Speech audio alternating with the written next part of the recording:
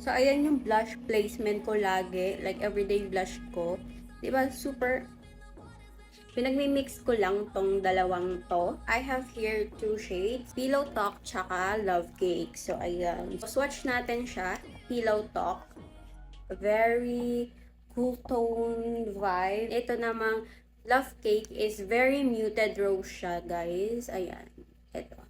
Diba? Medyo... So, first thing kong ginagawa is itong Love Cake ay Pillow Talk. Nilalagay ko dito sa my inner corner ng para medyo mag-lighten yung under eye area ko. And then, i-blend nyo lang siya.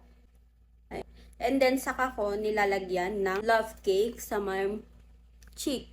Dito, yan. Ilalagay nyo dyan. And then, blend.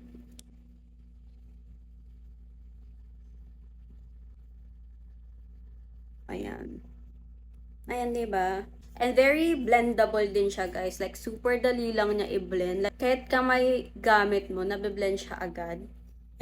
So, ayan yung blush placement ko lagi. Like, everyday blush ko. Diba? Super